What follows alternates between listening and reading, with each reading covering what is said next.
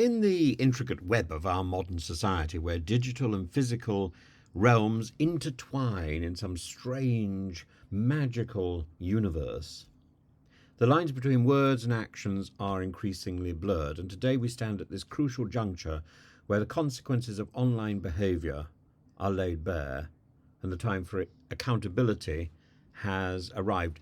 The unrest following the tragic killing of the 3 young girls in Southport has certainly shocked us. But these events not only revealed the depths of human cruelty, but also they've exposed the sinister undercurrents of hatred and violence that are stoked and spread with alarming ease through social media platforms. Platforms that, despite their potential for good, for humour, for questioning people in power, have been misused to sow discord, to rally a violent base, to incite violence, to deepen divisions, to foment hatred within communities.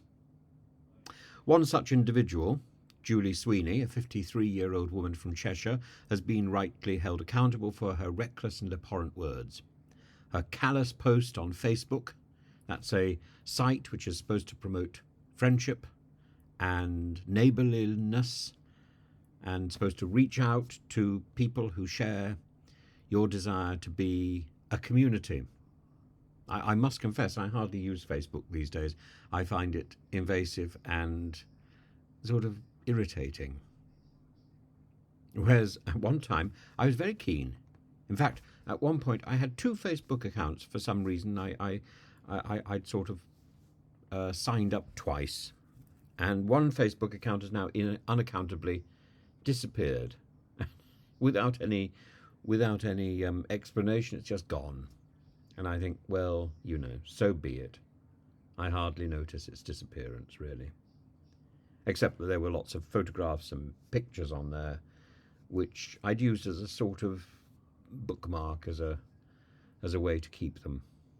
Now I'll have to find them somewhere in the mass of hard drives that surround my computer. Anyway, this awful woman, Julie Sweeney, wrote on Facebook that a mosque should be blown up with the adults inside. It's a chilling reminder of the dangers posed by those who hide behind the keyboard to spread hate. And today she's been sentenced to 15 months in prison, a clear signal that this sort of behaviour cannot go unpunished. If words are promoting violence and hatred to that level, these people must be removed from the lure of social media. And a signal must be sent that social media has an impact. Social media should be used to spread warmth and hope and a smile.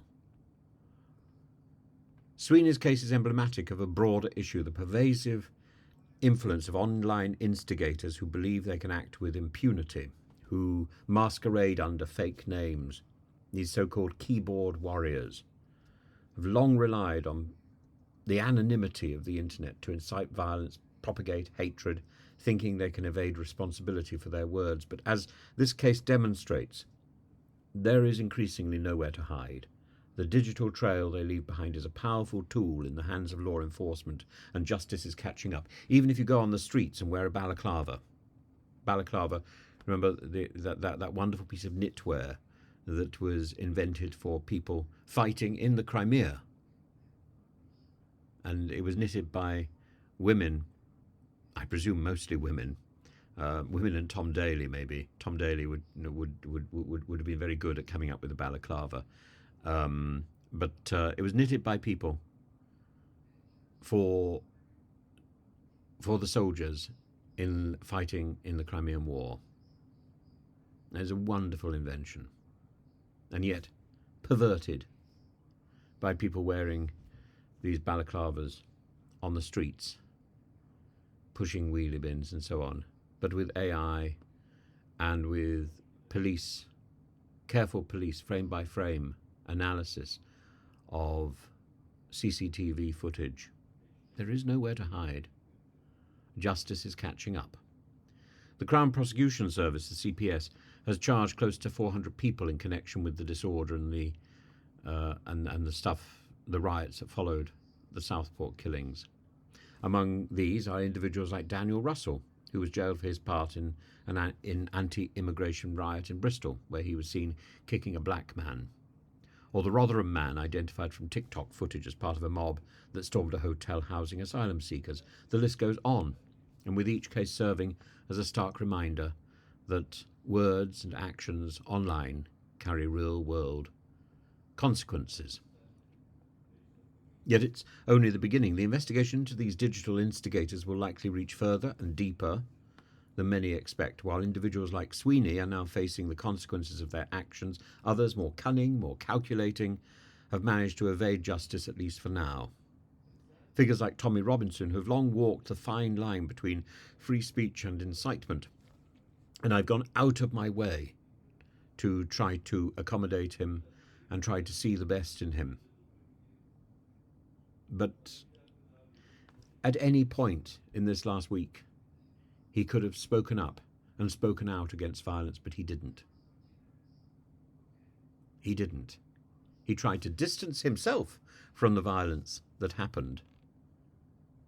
But he was a voice that could have been heard in that melee and that chaos that led to those riots, as indeed was Farage's voice. Yes, trying to distance himself from the violence, but he didn't stand up and say, come together and support this family. Come together and mourn for what has happened. Instead, he questioned the police. And the police force is very much in need of guidance. It's had a very tough few weeks. But at the point when the Southport killings took place, these individuals, Andrew Tate, Farage, Tommy Robinson, Elon Musk, jabbed and questioned and pointed with half sentences and half truths, enough to make the base rise like some sort of ill-fitting pancake, a pancake of hate. And it's essential to recognize that while the law must protect freedom of speech, it must also ensure that freedom, when abused to harm others or incite violence, is not freedom. You cannot be free to do evil. You can only be free to do good. The challenge before us is enormous. The digital age has opened up a new frontier of crime, a new frontier of evil, one that requires vigilance, cooperation, a commitment to justice, one that requires greater education, not indoctrination, but to give people the tools to deal with complexity. As we move forward, we must be unwavering in our resolve to hold those who incite violence, to hold these people accountable, regardless of their position or their influence. And the pursuit of justice knows no boundaries. Whether somebody is a prominent figure with millions of followers or an ordinary individual, the law should apply equally. And we need to remember that our society is built on principles of mutual trust, mutual respect, and the rule of law. And yes, law needs to be improved. That's why we have a parliament. That's why we can write letters to our MP to improve the law. And that's why your MP, or our MP, must hold surgeries, must put their constituents first. We stand together as a society that should be united against the forces of hatred and division, whether they manifest on the streets in balaclavas, or whether they manifest in the shadowy corners of the internet under fake names. Because the last few weeks and the police response should be a warning to anybody who's trying to spread division, hatred, poison. Words have consequences, and justice must be served. And freedom is freedom to do the right thing, freedom to discuss, freedom to debate, freedom to change your mind, freedom to be convinced, freedom to entertain, but not freedom to violence, not freedom to stir up hatred, and not freedom to racism, not freedom to anti-Semitism, not freedom to Islamophobia. Freedom to try to be good. That's the freedom. That's the only freedom that is available. You cannot be free to do evil.